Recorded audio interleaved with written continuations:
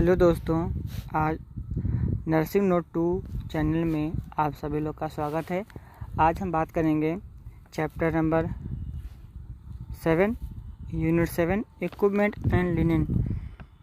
अब देखते हैं इस चैप्टर में क्या क्या है।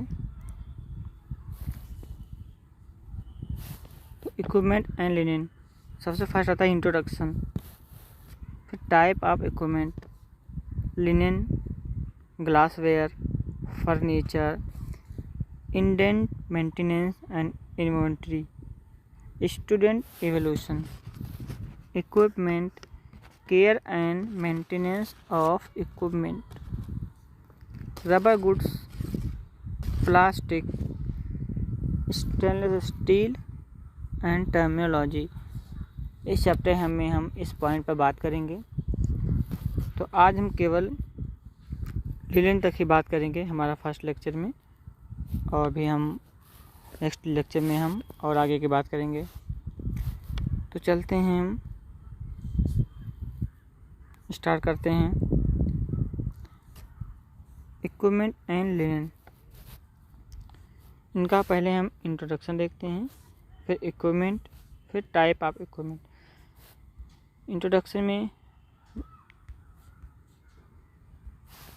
Introduction. Today, healthcare organizations are using high-tech disposable items used in various diagnosis therapeutic procedures. आज स्वास्थ्य देखभाल संगठन विभिन्न थेरापेटिक और डायग्नोस्टिक प्रक्रियाओं में विभिन्न की जाने वाली उच्च तकनीक वाली डिस्पोजेबल वस्तुओं का उपयोग कर रहे हैं। Equipment are essential and basic tool for hospital service used on an every basis of patient care. उपकरण अस्पताल सेवाओं के लिए आवश्यक इक्विपमेंट हैं जिनका उपयोग रोगी की देखभाल के लिए दैनिक आधार पर किया जाता है। Every department of hospital use various items of different make and out of which many of items are common like rubber, glass, plastic, enamel. अस्पताल के प्रत्येक विभाग में विभिन्न बनावट और सामग्रियों की विभिन्न वस्तुओं का उपयोग किया जाता है, जिनमें से कई वस्तुएं सामान्य हैं, जैसे रबर, कांच, प्लास्टिक और एनेमल होता है। सभी हॉस्पिटल में अपने अपने डिपार्टमेंट में अलग अलग वस्तुएं होती हैं। इसी से हम पेशेंट की केयर करते हैं और ट्रीटमेंट करते हैं। Treatment and maintenance of health client largely depend on the practice of personal involving in their care. Patient के स्वास्थ्य का उपचार और देखभाल उनके स्वास्थ्य कर्मियों पर निर्भर करता है। उनके स्वास्थ्य कर्मी किस तरह पेशेंट को डील करते हैं, ये भी बहुत ही बड़ा मुद्दा है, क्योंकि जो हमारा स्वास्थ्य कर्मी होते हैं, हमारा नर्सिंग डिपार्टमेंट होता है, हमारा डॉक्टर डिपार्टमेंट होते हैं, किस तरह ट्रीट करते हैं हमारे पेशेंट के साथ, ये बहुत ही बड़ी बात होती है। The equipment must be well functioning and adequate supply must be there to provide optimum nursing care. Nursing देखभाल प्रदान करने के लिए उपकरण अच्छी तरह से काम करने चाहिए और उसकी आपूर्ति भी पर्याप्त मात्रा में होनी चाहिए। अब हॉस्पिटल में अगर हम देखें तो बहुत से हॉस्पिटल में तो बहुत से इक्विपमेंट होते ही नहीं हैं, केवल नाम का ही हॉस्पिटल है। वहाँ जाते हैं, कोई भी इक्विपमेंट लेते हैं, पता चला कि वो इक्विपमेंट ही नहीं है। तो जब उपकरण नहीं है हॉस्पिटल में तो पेशेंट की देखभाल भी नहीं कर सकते हैं। हमें बीपी लेना है, पता चला कि स्फेग्नोमीटर ही नहीं है। अब उस पेशेंट का बीपी हम कैसे लेंगे? नहीं ले पाएंगे, ये समस्या हो जाएगी हमारे, उसका हम ट्रीटमेंट नहीं कर सकते हैं।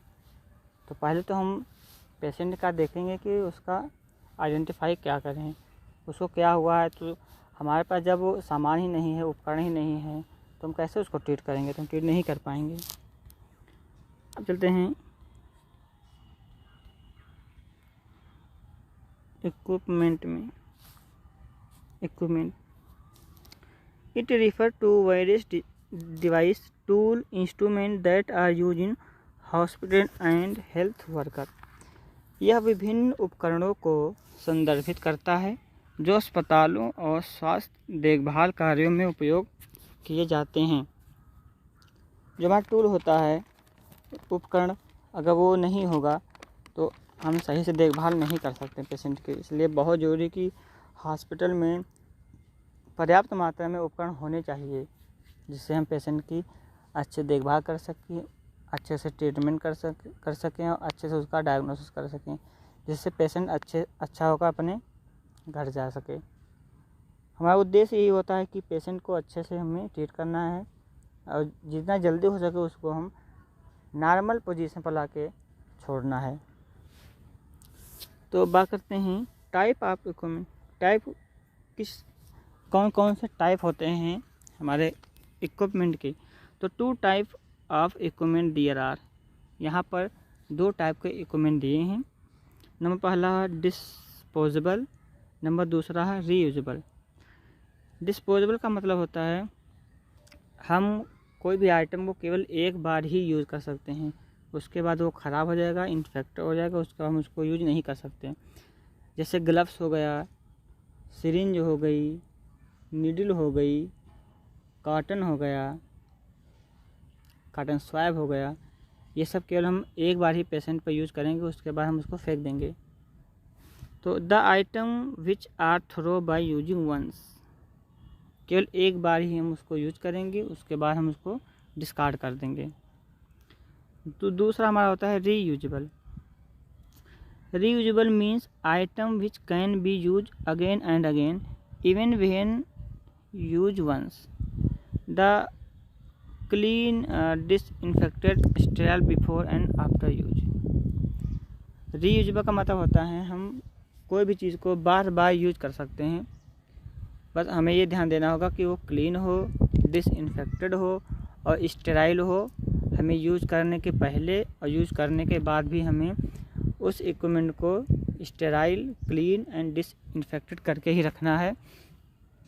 जैसे हमारा स्टेथोस्कोप हो गया, एक बार यूज़ कर लेंगे, दोबारा भी यूज़ कर सकते हैं। स्फेग्नोमेनोमीटर यूज़ कर सकते हैं, ईसीजी मशीनें होती हैं, थर्मामीटर होता है हमारा, ये सब को हम बार बार यूज़ कर सकते हैं। तो पेशेंट पर यूज करने से पहले और यूज करने के बाद जो हमारा इक्विपमेंट होता है उसको क्लीन, डिसइंफेक्टेड और स्टेराइल करके ही स्टोर रखना चाहिए, जिससे इन्फेक्शन का चांस ना हो सके। अब बात करते हैं care and maintenance of equipment. In list of different type of equipment use in the hospital. उपकरण की देखभाल और रख रखाव। अस्पतालों में उपयोग किए जाने वाले विभिन्न प्रकार के उपकरणों की सूची अभी हम देखते हैं। तो नंबर 1 पर आता है लिनेन। लिनेन क्या होता है? तो linen is a fabric made from fibre. Linen रेशों से बना कपड़ा होता है। It include cloth, bedsheet, pillow cover, towel, blanket, etc. इसमें कपड़े, चादरें, तकिया कवर, तौलिया, कंबल आदि शामिल होते हैं।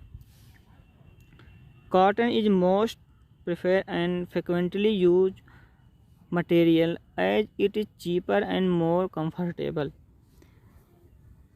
कपास सबसे पसंदीदा और अक्सर इस्तेमाल की जाने वाली सामग्री होती है क्योंकि सस्ता और अधिक आरामदायक होता है।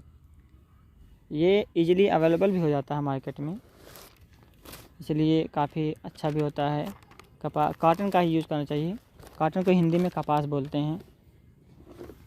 तो हम लिनेन के बारे में जान गए। अब चलते हैं हम नेक्स्ट।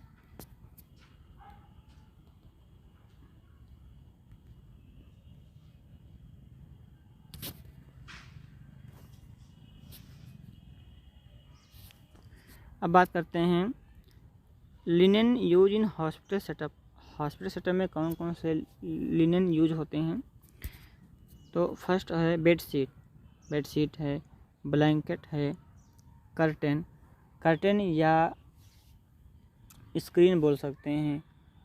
इनका काम होता है पेशेंट की प्राइवेसी को मेंटेन करना। बिना कोई प्रोसीजर करने से पहले हमें पेशेंट का प्राइवेसी मेंटेन करना है। Pillow cover, mattress cover, towel, gown, cloth and draw sheet, इतना हमारा होता है। अब नेक्स्ट आते हैं टाइप ऑफ लिनन। कितने टाइप होते हैं लिनन के? तो लिनन आर 3 टाइप। लिनन 3 प्रकार के होते हैं। नंबर पहला clean linen, contaminated, soil. Clean मतलब एकदम साफ़ सुथरा रहेगा। कंटामिनेटेड मतलब वो इन्फेक्टेड हो गया है। पेशेंट के बेड पर बेडशीट बिछी हुई है, कपड़ा बिछा हुआ है, ट्रीटमेंट के लिए आया, 2-3 दिन रहा, 10 दिन रहा, पेशेंट का वो जो बेडशीट है वो इन्फेक्टेड हो गया, लिनन इन्फेक्टेड हो गया। अब उसी को हम कंटामिनेटेड। सॉइल ये क्या कहते हैं? जैसे कि कोई कपड़ा हो गया, जैसे किसी पेशेंट का पैर फ्रैक्चर हो गया, ब्लड आ रहा है, ब्लड से जो हमारा कपड़े होते हैं, हमारा तकिया का बेडशीट हो गया, हमारा गाउन हो गया, पिलो कवर हो गया, ये सब अगर ब्लड लग जाता है या पस लग जाते हैं इसमें, तो ये हो गया है सॉइल्ड लिनन। अब बात करते हैं purpose of care of linen. Purpose क्या होता है? To prevent spread of infection. यह इन्फेक्शन के चांस को कम करता है, इन्फेक्शन होने से ये बचाता है। टू रिमूव स्ट्रेन, ये दाग धब्बे को हटाता है। To give a good aesthetic sense of patient, रोगी को अच्छा सौंदर्य प्रदान करने के लिए भी हम अच्छा यूज़ करते हैं। जिसे अगर हम गंदा कपड़े उसको देंगे तो उसको भी हिचकिचाहट होगी उसको बिछाने में, उसको लेटने में। जितना हम क्लीन देंगे कपड़े उसको भी अच्छा लगेगा कि वो आराम से उस पर सोएगा और अपना ट्रीटमेंट करेगा। To keep the patient clean, dry and comfortable, रोगी को साफ़, सूखा और आरामदायक रखने के लिए ये हमारा पर्पस होता है कि जो कपड़ा है हमारा लिनन है उसको कैसे हम केयर करें। To prolong life of time, वस्तुओं के जीवन को लंबा करने के लिए जिससे वह ज़्यादा से ज़्यादा दिनों तक सुरक्षित रहे, ये भी हमारा पर्पस होता है लिनन की केयर का। अब बात करते हैं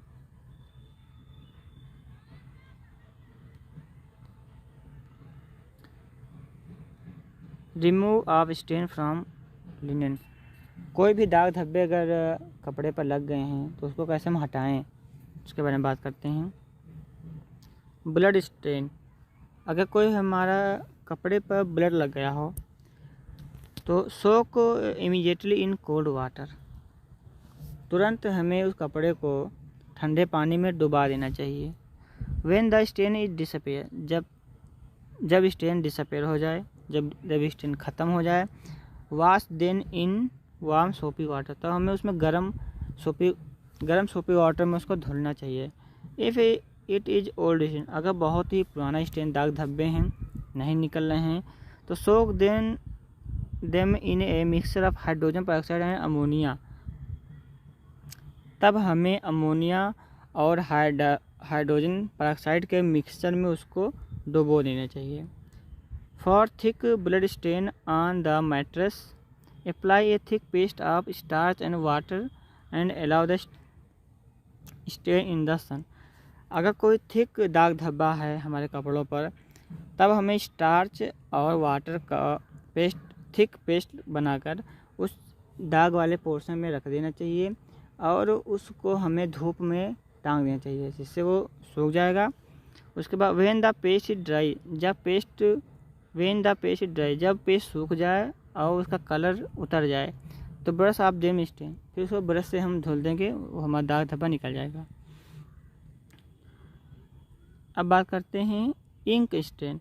अगर हमें इंक, हमारे कपड़ों में इंक लग गया या हमारे बेडशीट पर इंक लग गई तो इसको क्या कहेंगे, sprinkle salt and lime juice and lay in the sun bleach of stain. अगर हमारे कपड़ों में इंक का स्टेन लग गया है तो हमें lime juice and Sprüngli salt water का यूज़ करना चाहिए, जिससे वो हट जाएगा। और सन की लाइट में उसमें ब्लीच करना चाहिए, हमारा इंक का जो दाग है वो हट जाएगा। टी कॉफ़ी, अगर हम कहीं चाय पी रहे हैं या कॉफ़ी है, कहीं हमारे कपड़े पे गिर जाती है और वो दाग धब्बे दिखने लगेंगे तो उसको कैसे हम हटाएंगे। Linen when it is stain with tea and coffee, जब भी कॉफ़ी या टी से स्टेन हो जाता है, remove it by pouring milk over it, तो हम उसको पाउरिंग मिल्क यूज़ करते हैं पूरे कपड़े पे। Wash then in cold water and hot water, फिर उसके बाद में हम उसको धुलते हैं, गर्म पानी से पहले धुलेंगे, फिर ठंडे पानी से बाद में धुलेंगे। Sodium carbonate will remove the stain, sodium bicarbonate जो होता है वो स्टेन को हटा देता है, इसलिए हम सोडियम बाइकार्बोनेट का भी यूज कर सकते हैं टी कॉफ़ी के स्टेन को हटाने के लिए। डस्ट मार्क, कोई डस्ट का लग गया हो मार्क, वो नहीं निकला तो apply salt and lime juice expose to sunlight, तो हमें लाइम जूस एंड साल्ट का उपयोग करना चाहिए और इसे सनलाइट में सुखाना चाहिए। मेडिसिन स्टेन, अगर हमारे कपड़े पे, हमारे बेडशीट पे कोई मेडिसिन का स्टेन लगा, कोई दवा गिर जा रही है बेडशीट पे, दाग धब्बे लग जाएंगे, तो उसको हम करेंगे spirit and wash then usually, उसको हम स्प्रिट से साफ करेंगे और नॉर्मल पानी से धुल देंगे तो वो जो हमारा स्टेन है वो हट जाएगा।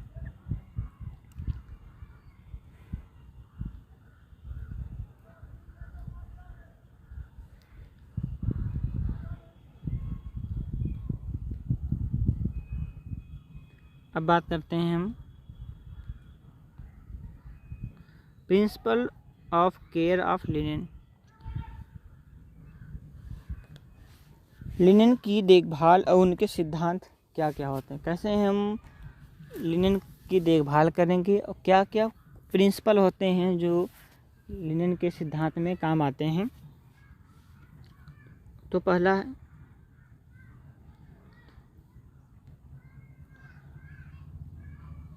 हमारा पहला है the linen cup board should be kept in perfect order.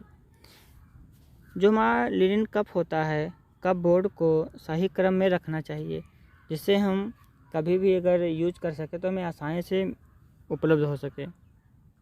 Number दूसरा, the cup board should be lock when not in use. अगर उस लिनन का यूज नहीं हो रहा है तो उपयोग होने के बाद कप बोर्ड को बंद कर देना चाहिए, जिससे बैक्टीरिया भी न धूल गर्दे अंदर न जा सकें। Number third, stock should be check and regularly interval. Stock को एक टाइम इंटरवल पर हमेशा चेक करते रहना चाहिए, जिससे हमारा कहीं ये तो नहीं कि लिनन कम हो गया, कहीं गुम हो गया, उससे प्रॉब्लम हो जाएगी हमें पेशेंट की देखभाल करने में। तो हमें बार बार एक टाइम में चेक करते रहना चाहिए। Number 4, all item should be check and regular interval. सभी वस्तुओं को एक टाइम पर चेक करते रहना चाहिए, जिससे कोई लिनन ख़राब तो नहीं हुआ, कोई वस्तु ख़राब तो नहीं हुई। ख़राब हो गया हो तो उसको हम हटा देंगे, उसके जगह पर हम कोई न्यू कपड़े रखेंगे, नहीं तो पता चलेगा कि आप ख़राब ही रखे हैं, पेशेंट आया उसको देने के लिए हमारे पास अच्छा है ही नहीं। इसे समय समय हम चेक करते रहते हैं। Number 5, all items should be use for the purpose for which they were made. सभी वस्तुओं का उपयोग उसी उद्देश्य के लिए किया जाना चाहिए जिसके लिए उन्हें बनाया गया है।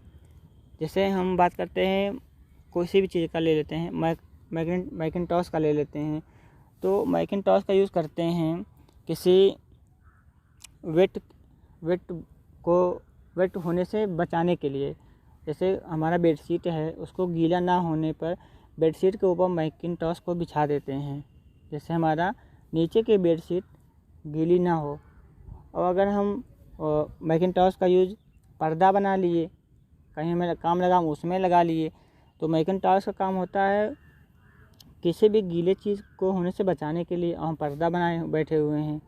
तो ऐसा नहीं करना चाहिए, इसलिए बोला गया कि सभी वस्तुओं का उपयोग उसी उद्देश्य के लिए किया जाना चाहिए जिसके लिए उन्हें बनाया गया है। नंबर 6 आते हैं, soil linen should not be place on the floor. गंदे लिनेन को फर्श पे नहीं रखना चाहिए, क्योंकि उसमें बैक्टीरिया एक्युमुलेशन हो जाता है, वो फर्श पे होगा, फर्श को इन्फेक्टेड करेगा, जो पर्सन आ जा रहा है उसके भी शरीर में इन्फेक्टेड होगा और फिर पर्सन को बीमार कर सकता है। 7वां आता है, damp linen should be dried immediately. जो नम होते हैं, जो गीले होते हैं लिनेन, उसको तुरंत सुखाना चाहिए। गीला ही रख दिया हम, कोई पेशेंट आया उसको चाहिए, अब उसको मिल नहीं पा रहा है, तो ऑलरेडी हमें उसको ड्राई करके ही स्टॉक करना चाहिए। Number 8, if soil with urine या motion this should be rinse with cold water. यदि मलमूत्र फैला हो तो उन्हें ठंडे पानी से धोना चाहिए। नंबर 10,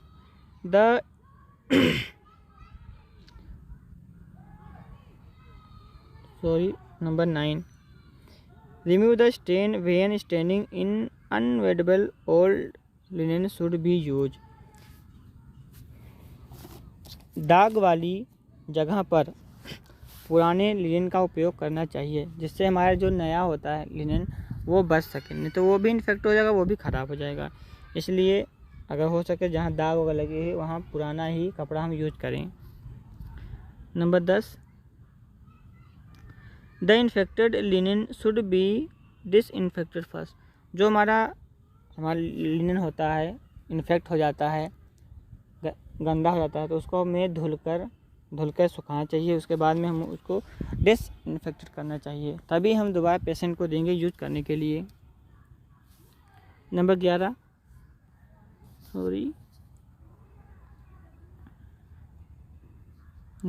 बात करते हैं, the use mackintosh where in necessary to recognise the use linen. Linen का उपयोग को कम करने के लिए जहाँ भी आवश्यक होता है वहाँ मैकिंटॉश का उपयोग करते हैं, जिससे हमारा जो लिनेन है वो बच सके। नहीं तो फिर गीला होगा, फिर ख़राब होगा, कहीं ब्लड आ गया शरीर से तो ब्लड लग गया, वो पूरा चादर ख़राब हो जाती है, इसलिए मैकिंटॉश का यूज़ करते हैं। Sheet should be large enough to allow tucking to prevent pull on the mattress corner. चादरें जो हैं वो काफ़ी बड़ी होनी चाहिए, जिससे जो गद्दों के किनारे होते हैं वो खिंचाव पड़ने पर रोक सके। छोटी छोटी होंगी, अगर गद्दा खींचा तो पता चला कि बेडशीट पूरी नीचे आ जा रही है, ऊपर बिछाया गया तो पूरा ऊपर से खसक के नीचे आ जा रही है। तो ऐसा नहीं होना चाहिए, इतनी बड़ी हो चाहिए जो हमारा टकिंग कर सकें, दोनों ऊपर दोनों कॉर्नर और दोनों नीचे कॉर्नर पर। नहीं तो प्रॉब्लम ये होगी कि अगर पेशेंट उस पर लेटा है ऊपर, पता चला कि वो मुड़ नहीं पा रहा है, तो हमारा ये होगा कि वो जो ऊपर से है अगर छोटा पड़ गया तो ऊपर से वो किनारा खुलेगा और वो नीचे चला जाएगा, तो टकिंग सही नहीं हो पाएगी।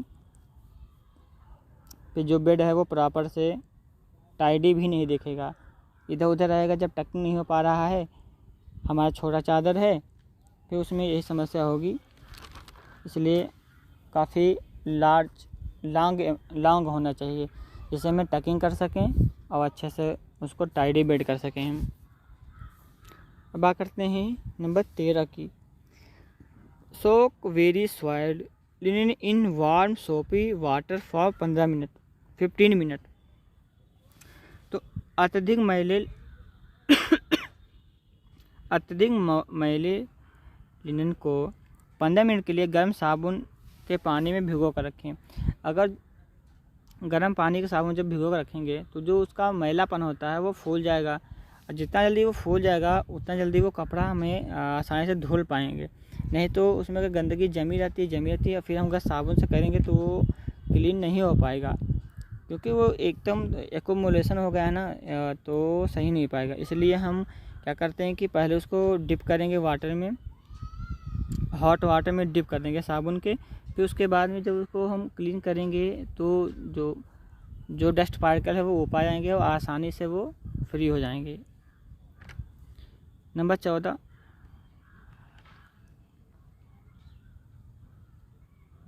की बात करते हैं। Rinse will the remove all soap, bleaching in the sun is preferable. जो हमारा सोप के पार्टिकल होते हैं उन्हें हम अच्छे से धुलना चाहिए, जिससे वो अच्छे तरह से सूख सकें। नहीं तो पता चले कि सोप का पार्टिकल हमारे कपड़ों में लगे हैं और फिर हमें सोप की स्मेल आ रही है। हम लाइफ बॉय से धुल दिए तो लाइफ बॉय का स्मेल आ रहा है उसमें, तो ऐसा नहीं करना चाहिए। पूरी तरह से अच्छी तरह से हमें जो कपड़े होते हैं उसको अच्छी तरह से धुलना चाहिए। उसके बाद में सनलाइट में उसे सुखाना चाहिए।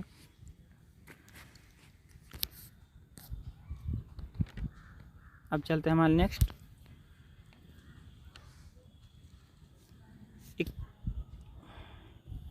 Disinfectant of contaminated soil.